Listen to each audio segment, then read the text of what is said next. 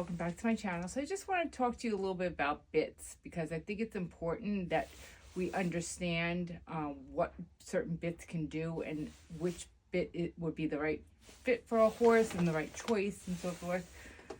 So I guess the first bit I would probably start with is the Pelham. So the reason why it's a Pelham bit is because it goes across and it has two different places, as you can see, top and bottom. So it's going to link right here to the bridle, but it has two different reins. So you can have a top rein and you're going to have a bottom rein. And the difference in these Pelham bits is they do have you can use the leverage on top. If you would like pull it, it's going to go like this towards the horse, or you're going to use the leverage on the bottom with the second rein and it's going to pull it like this, or you can use both reins at a time and it's going to go like this.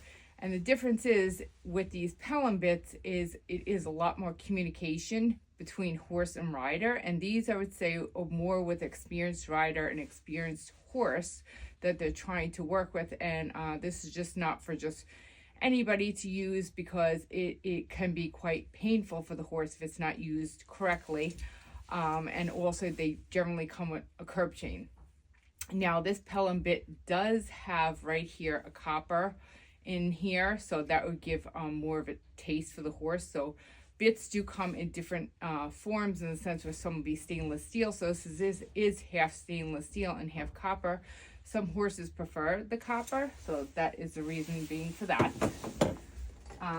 The next bit I want to show you is similar to that one, except it's a D-ring, and you can see it's by the D's on the side.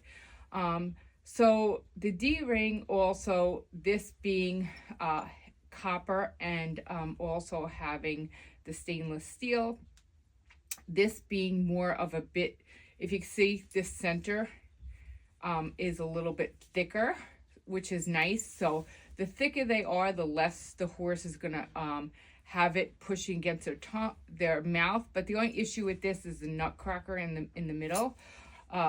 But also the sides make it a little bit more gentle. So what happens is when you're using a D-ring bit, this is more for steering. So let's say you're pulling this way, the horse is going to feel it where they have to, they're going to feel it on the opposite end to kind of push the mouth. So that's the reason for the D-ring. This is a snaffle bit. So this is generally a lot easier bit to put in the mouth than like a Pelham would be. My next bit that I want to show you is called a full cheek snaffle. Now this one is it looks like a corkscrew, but it's not. It's sort of like a wire, I would say, like corkscrew. This would be very abrasive for a horse's mouth because look how tightly woven it is. Look at the little intricate I guess corkscrew design that would be more of like a pain kind of thing, and like more of I don't want to just say pain, I mean the sense where it's going to be a little bit more abrasive on the tongue and the mouth. And the full cheek snaffle being used for making a horse to go in a certain direction, for steering as well, a little bit more steering because of the higher ports here that you see. So this is something, and this also is copper as well. Next bit I want to show you is another full cheek snaffle. Now this one is a slow twisted full cheek snaffle. It is kind of like the one I just showed you, except this one is stainless steel. It's not copper. And it does have a slow twist compared to that corkscrew wire twisting. So this would be a little bit less abrasive than that one, but also still abrasive on the mouth and tongue, and still that nutcracker action right here. And used for steering as well from the side. Now another bit that I would like to show you is a standard full cheek snaffle. It does not have any type of like it's smooth. So this would be a lot more gentle in the mouth. It also is for steering. This would be like a full cheek snaffle. And this would be compared to in the sense of like an egg butt snaffle, but a little bit more, I would say, in the directional of steering. So if your horse is struggling steering, possibly you and your trainer would choose this. Now, choose that. So this is a loose ring snaffle. Now I do not have, there are covers that go on the sides of these. You would have to buy them from the tack store. It looks like a circle, and it will be used to keep the bit from sliding from side to side. This is a very loose mouth, and as you can see, it would have the nutcracker action in there as well. So some people actually get it with a lozenge in the middle, or they call it a French link. I will show you that as well, but this would actually be a very gentle bit to start with, possibly if you're breaking a horse into the bit or something like that, but also need to have those side guards. The next bit I want to show you that's on a bridle right now is an egg butt snaffle with, we call this a French link or a lozenge. I actually like these because I'll tell you why. It not only takes away from that nutcracker action, it actually, you know, when you're pulling to this side, it's not so hard on their tongue, and it doesn't slam into the top of their mouth. So I kind of prefer that one. And it is in the egg butt. It does come in different snaffles. You can find different types of bits with that action in there. Let me just show you, I have a couple more. I believe, so this is a D-ring snaffle, a regular D-ring. Now, this is the same thing, nutcracker action, no lozenge in the side, and this would just be for steering, and it is like this, so it helps with not pinching, I would say, the pinching action, just like the egg butt. The next one I want to show you is a D-ring snaffle with the lozenge inside, which I prefer. So as you can see, it's not too thick, this bit, which is nice.